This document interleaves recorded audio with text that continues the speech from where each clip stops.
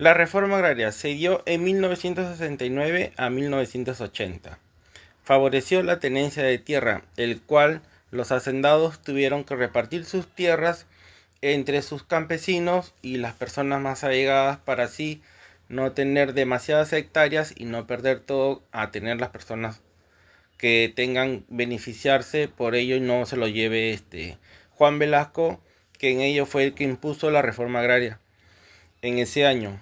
A cabo benefició tanto a las élites en lo que es el político, en lo económico, y algunos campesinos en su mayor forma pudieron salir beneficiados, pero no dieron fruto de ellos porque no supieron aprovechar su inversión, digamos, que hayan obtenido de la reforma agraria, tanto beneficencia para ellos o favorable. A continuación yo les voy a hablar de la introducción. Nos dice que al pasar 200 años después de haber logrado nuestra anhelada independencia de nuestro país, ¿no? Perú ha tenido que pasar por momentos muy críticos en nuestra vivencia desde el boom del guano y el salitre. Pues en este periodo nos comenta que tocó vivir el auge pleno de la época republicana.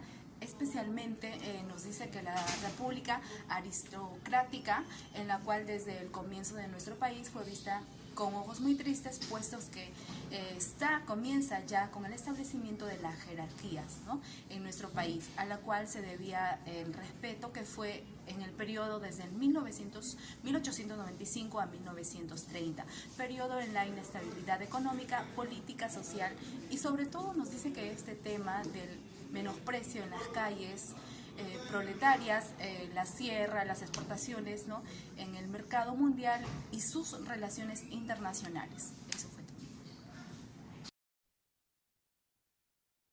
Bueno, a continuación vamos a dar un pequeño contexto del tema, donde nos habla sobre el dominio político de nuestro país, el cual se dedicaba a la exportación de minería y finanzas. También nos habla de que en nuestro país surgió el agotamiento del guano. Eh, el salitre y la vuelta a la minería. En ese sector también se hablaba del enganche, ¿no? Eso consistía al trabajo indígena, ¿no? Con salarios insuficientes y muchas veces de manera compulsiva, con un sistema en donde las personas se endeudaban.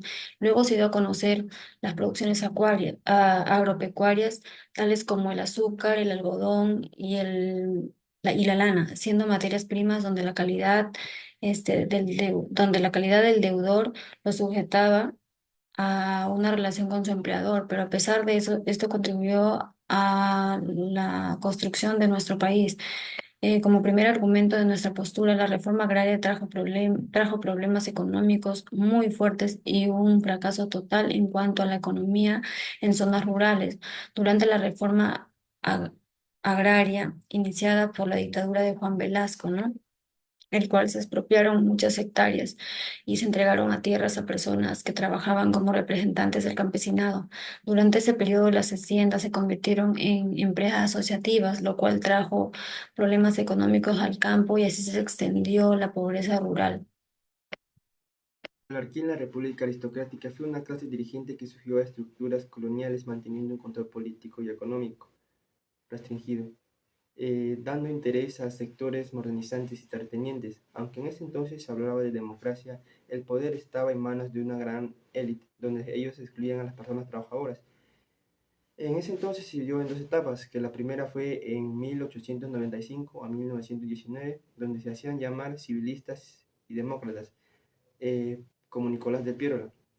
La segunda fue en Enunciano de Leguía, donde él permitió la participación y los derechos de las personas indígenas, dando una democracia más inclusiva. Sin embargo, la clase proletariada fue ignorada, lo que generó tensiones y luchas sociales que aún perduran.